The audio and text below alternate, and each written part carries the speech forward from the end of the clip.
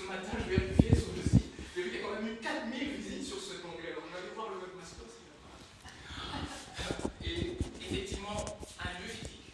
Ce lieu physique est important pour que les gens puissent concrétiser, avoir un lieu physique, palpable, où effectivement on trouve également les produits. Donc nous allons commencer par une boutique, chez nous, Lausanne, c'est Grand Marché. Les boutiques s'appellent Bigamo. La boutique, j'en ai vu une sur la rue 29, c'est génial. Le prix que nous allons pratiquer, on n'invente pas, on n'a pas su, c'est pas tous. Ce secteur existe déjà au niveau du commerce digital, donc nous allons simplement nous aligner là-dessus.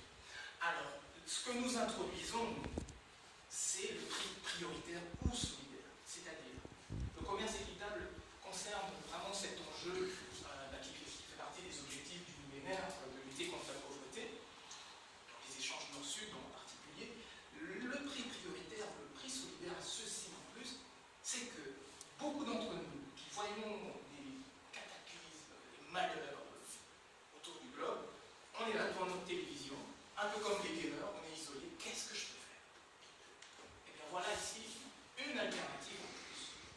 Vous pouvez acheter les produits de ces personnes, que ce soit en Syrie, que ce soit au Congo, parce que le système, vous allez voir, le modèle n'est pas du tout limitatif, mais je pars d'où je peux maîtriser, avoir une certaine maîtrise dans mon pays. Ce prix prioritaire, on accepte de payer plus cher. Déjà, le prix équitable, on paye plus cher, mais là, en fait, on paye 2 fois plus cher. Pourquoi? On sait que cet argent, que j'aurais de toute façon donné si je le pouvais, mais en échange, la personne a dit non, je ne voulais pas trop de charité, je voulais donner un échange. Ah, ok, bah, voilà. C'est le prix prioritaire, le prix solidaire, c'est vraiment le nœud gordien de tout le système. Aujourd'hui, nous nous faisons connaître au niveau des conférences, des events, je vous laisse découvrir les réseaux sociaux, mais pour que ce modèle puisse démarrer, ce qui est important, puisque moi je suis historiographe, et c'est vraiment la faiblesse, ça démarrera plus ou moins vite qu'il y a des parrains connus.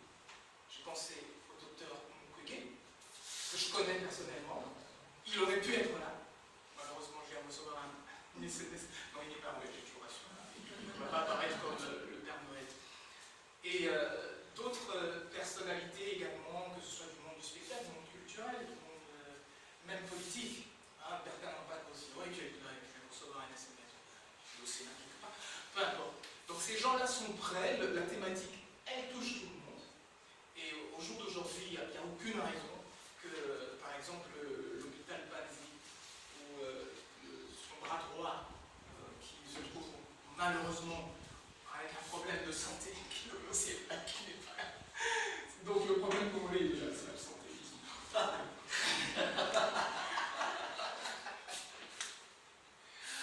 Alors, mais ce qui est génial, c'est qu'on peut enfin exprimer notre solidarité.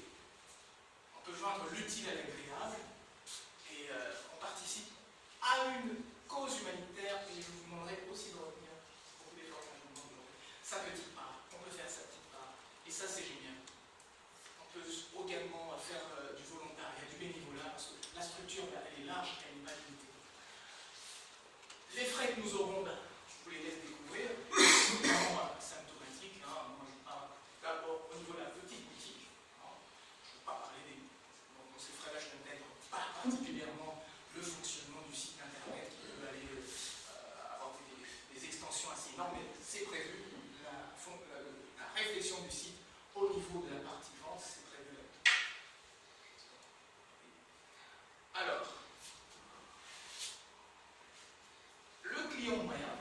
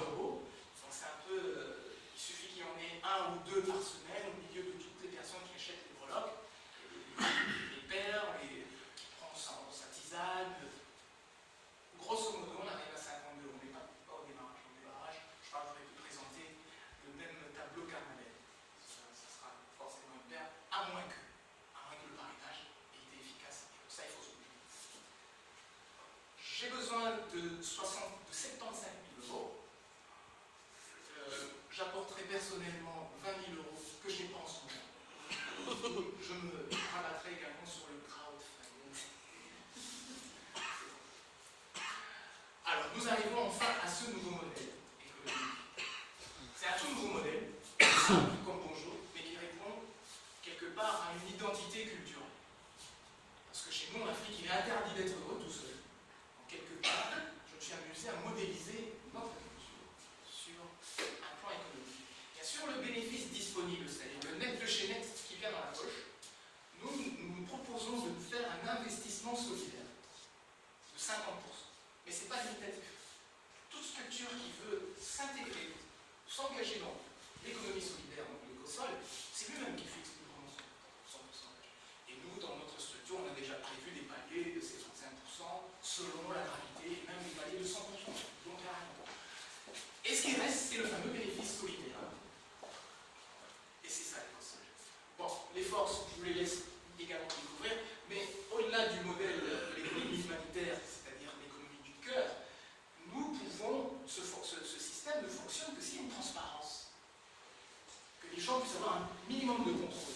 Alors, avec le site, on va créer le syndicate social, c'est le nouveau Facebook de ceux qui font un petit cœur, et qui veulent entre eux avoir justement ce lien, tiens, là, on peut faire ceci, cela.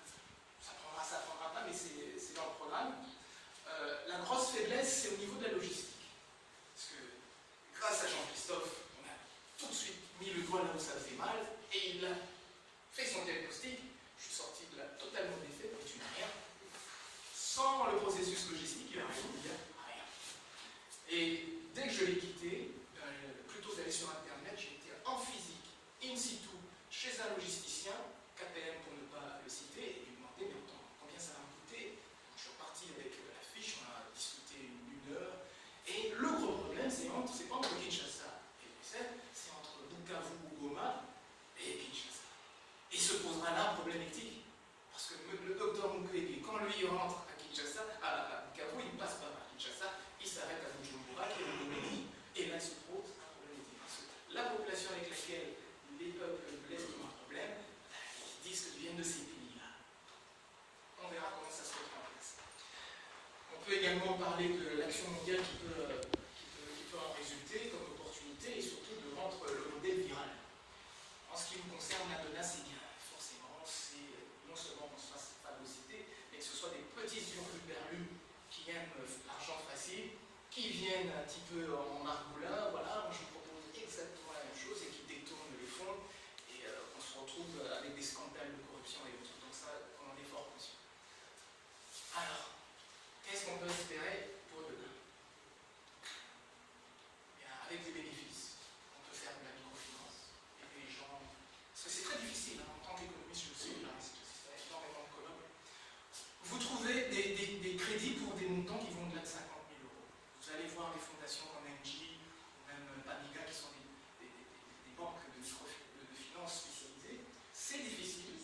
À partir de l'Europe, vous recevoir une structure de microcrédit. Ça existe, mais c'est difficile. Donc là, on va le faire.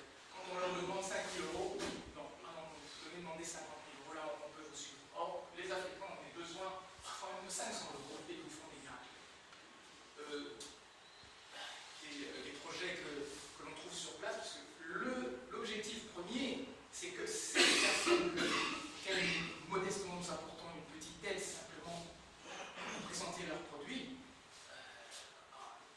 avec le bénéfice déjà qui correspond à l'économie prioritaire, donc à un prix prioritaire, les bénéfices que notre structure et les structures qui nous accompagneront dégageront, réinvestir dans le social prioritairement de ces gens. Imaginez en Syrie, il y a beaucoup à reconstruire, on réinvestit prioritairement dans les infrastructures urgentes. Ici, par exemple, les pompes à eau et autres, je vous laisse imaginer tout ce qu'il y a la possibilité de faire dans ce secteur. On peut même arriver jusqu'au marinage, vous voyez qu'il y a effectivement beaucoup à faire. Il y a tout à développer en Afrique. Je ne vais pas vous passer toutes les diapositives, mais on est positif. Alors, le système, le modèle n'est pas du tout limitatif. Je vous parle d'un nouveau modèle économique. C'est vraiment le cas. Partout sur Terre, il y aura tremblement de terre, guerre, viol comme arme de guerre, peu importe. Là où il y a un déséquilibre majeur qui nécessite une solidarité, surtout qu'on est dans cette ère d'économie de partage, et que ce mot partage a de plus en plus de sens. C'est vraiment un des termes qui est les moins galvaudés en ce jour.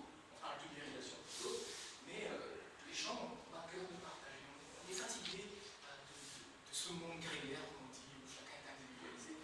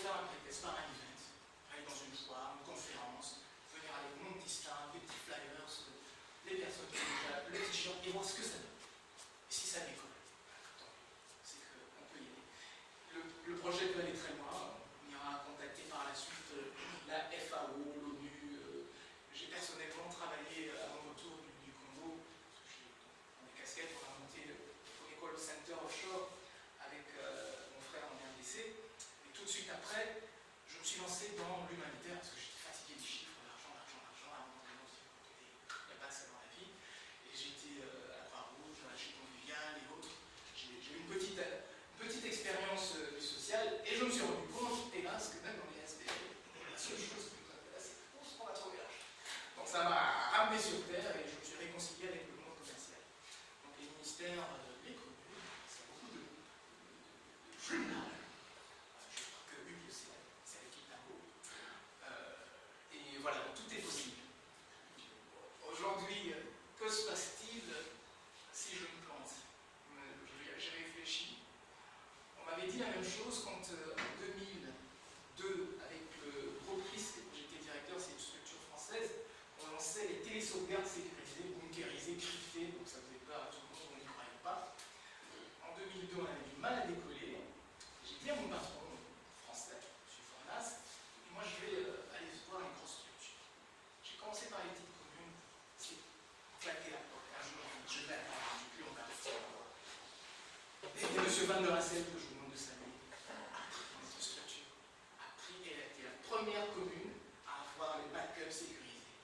Nous avons posé nos 2 signatures, et depuis lors, tout le monde parle du cloud, comme j'ai dit. C'est une création française, mais ils ne savent pas le vendre. Moi, j'ai bien monté la commune, d'où mon rapport de cœur avec cette commune. Du jour au lendemain, je me suis installé avec. Alors, moi, si ça ne marche pas,